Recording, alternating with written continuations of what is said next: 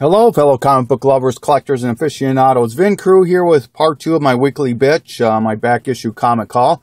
And, yeah, just to recap, just trying to finish up. I bought probably a total of close to 7 long boxes of books between the end of June, July, and August.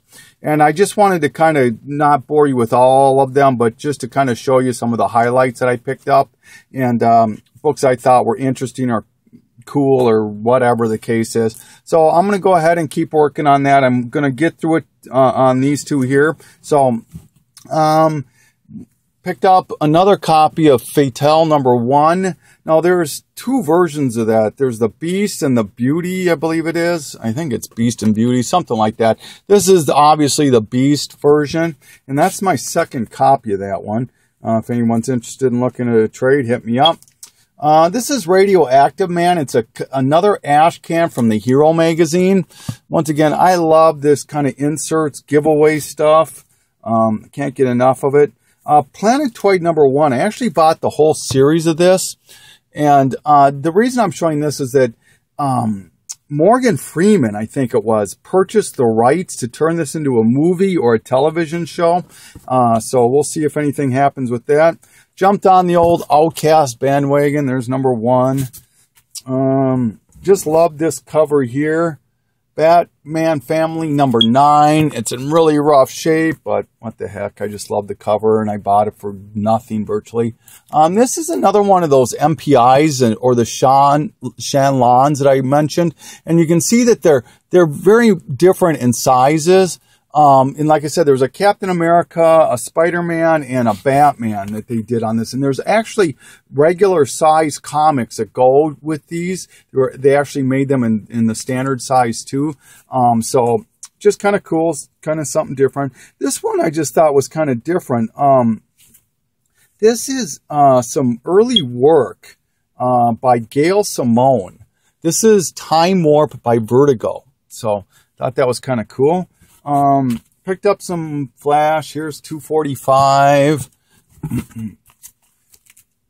Nightbreed #1. Apparently they're talking about this Clive Barker Nightbreed. They're apparently talking about doing a movie on this or a television show or something like that. So, picked up some Wonder Woman. This is first series stuff.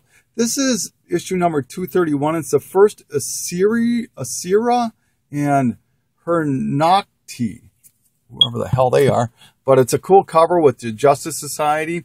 Here's number 206. This is Nubia's Origin.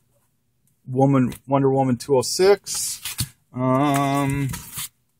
Issue 329. This is a Jose Luis Lopez cover. It's the last issue, and Wonder Woman actually marries Steve Trevor in this book. So, and she's the one who proposes to him and does all the marriage stuff. So, pretty interesting reversal back then. This is the first Aegeus, Aegeus. This is Wonder Woman 297. Sorry, these are out of order. Wonder Woman 300. This has the origin of Sandman in it. It's the first Lila Trevor and Garrett Sanford also. So, kind of cool. Here's Wonder Woman 288, which is a Gene Colan cover, and it's the first Silver Swan, and it's her first, this is her first comic in the new outfit right here with just this kind of new W on there.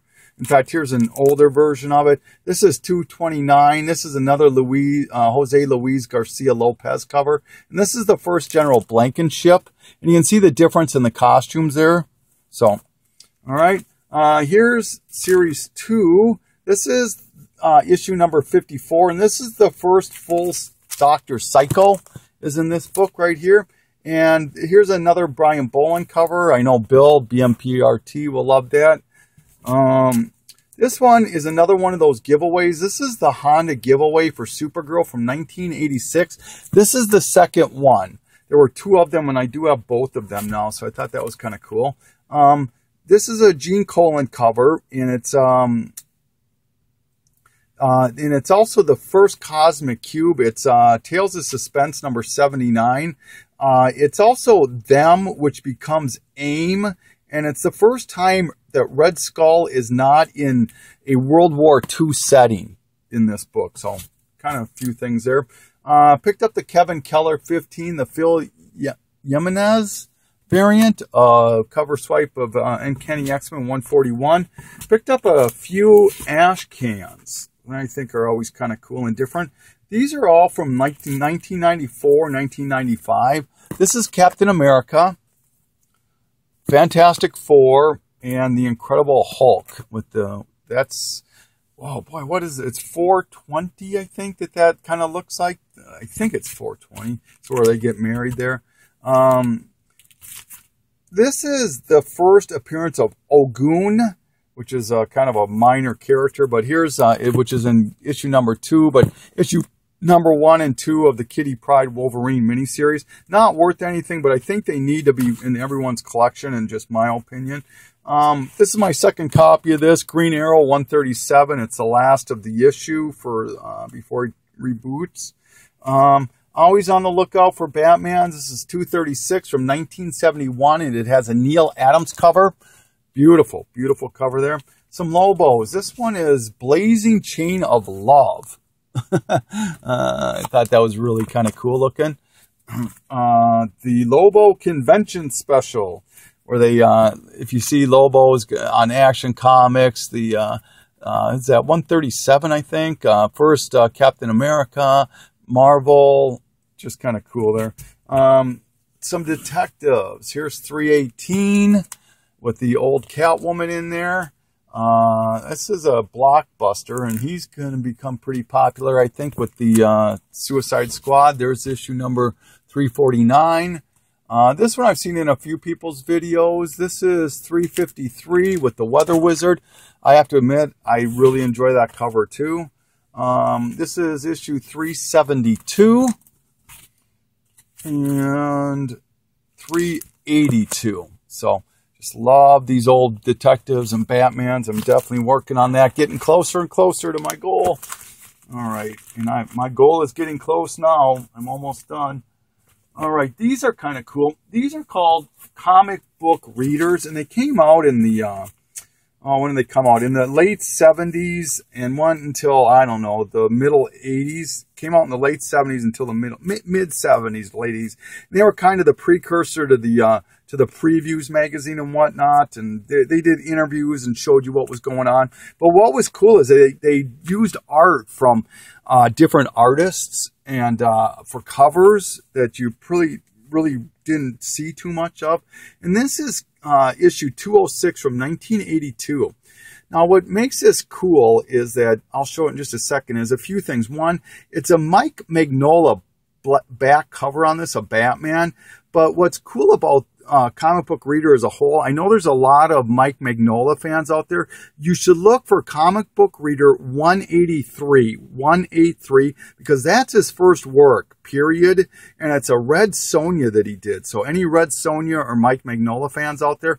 And his first cover work was actually on Comic Book Reader also in issue 196. So this is the back cover that he did in 206 of a Batman.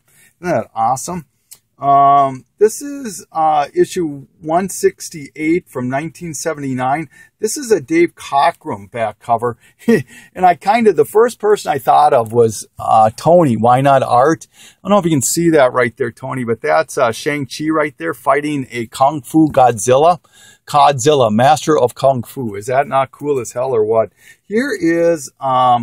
this was interesting. This came out in 1982. It's issue 205 of Comic Reader, and it's a Bob Newton cover, back cover. But this was going to be a possible cover for Batman 356. It was a very close. That would have been, if they didn't go with the cover that they chose, they would have used this as a cover for 356. So kind of interesting. All right, and then speaking of interview magazines. Amazing Heroes is another one. I just love this cover. That's why I bought it. Issue 104 with the Teenage Mutant Ninja Turtles bursting out there. Speaking of the Turtles, I picked up the Free Comic Book Day reprint from 2009. This book here can sell for $10 to $15. It's not that cheap to find.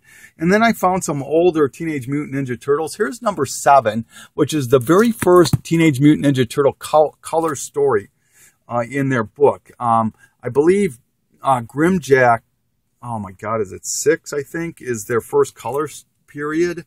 Here's number 8 and number 9. So very happy to have that. I think Francis McMiniman would be happy about that, and same with Chad Hagar.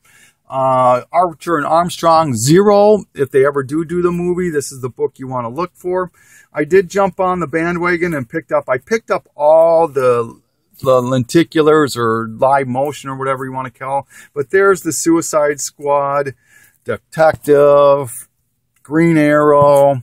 Those are the ones you kind of want. And then there's one more. I got to find it here. I should have been more ready. Sorry. It is these two right here. Grayson, I think, is going to be popular. And for sure, the Harley Quinn. So, and then Batgirl I thought was pretty cool. And Batman. What the hell? Let's just show them, huh? Speaking of Batman, I was lucky enough to pick up the 1 in 25 Tony Moore variant to 32 with Batman on the dirt bike.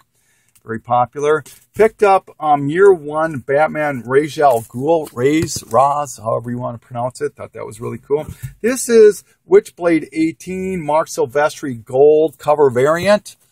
Like that. All right. Too Much Coffee Man. This is number 3. Thought that was pretty cool. All right. Yeah. Is that it? You know something? I think that's everything. That is everything. I am done with showing you guys my, oh, you know what I want to do? I'm going to give you a little teaser. Like I said, last week I bought about 1,000 books, and I averaged about 20 cents a book for these. And here's just a little teaser of the stuff that I got for 20 cents each. Frankenstein Alive, Alive, number 1. Judge Dredd, number 1. Transmetropolitan, number 1. And this is the Big Daddy. This one I'm so flippin' happy to have. The Spectacular Spider-Man, issue number 2 from the magazine. They only did 2 issues of this, and it was done in 1968. And it's just beautiful cover on that. John Romita painted cover, just absolutely gorgeous. So, yeah, this is about it. So, oh man, I'm so psyched I got through all of this, and thank you for your patience, guys. I hope I was able to keep you somewhat mildly entertained. But this is Vin Cruz signing off and saying thank you so much.